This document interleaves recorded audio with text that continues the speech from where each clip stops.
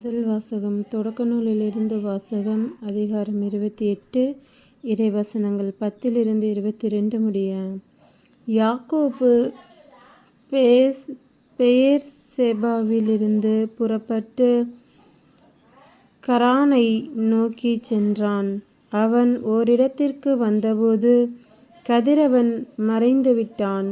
எனவே அங்கே இரவை கழிப்பதற்காக அவ்விடத்தில் கிடந்த கற்களில் ஒன்றை எடுத்து தலைக்கு வைத்து கொண்டு அங்கேயே படுத்துறங்கினான். அப்பொழுது அவன் கண்ட கனவு இதுவே.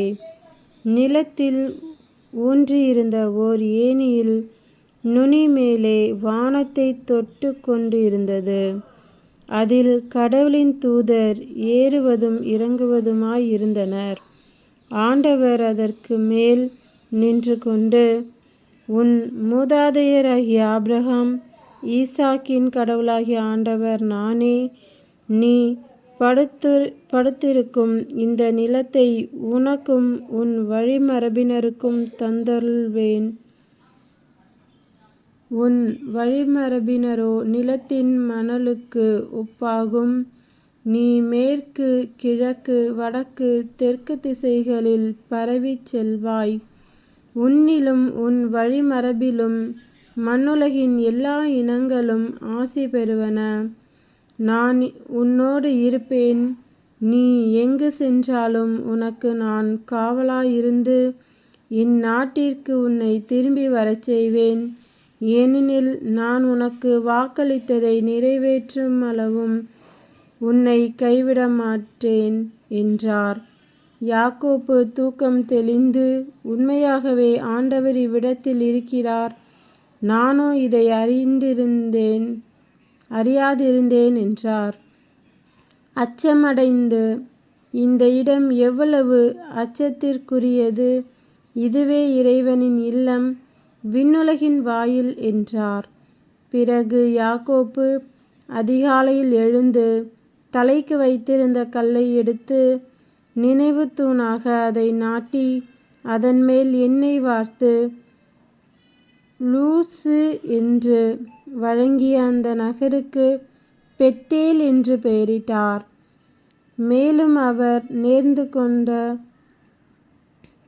கொண்டது, கடவுள் என்னோடிருந்து நான் போகிற இந்த வழியில் எனக்கு பாதுகாப்பளித்து உண்ண உணவும் உடுக்க உடையும் தந்து என் தந்தையின் வீட்டிற்கு நான் நலமுடன் திரும்பச் செய்வாராயின் ஆண்டவரே எனக்கு கடவுளாக இருப்பார்.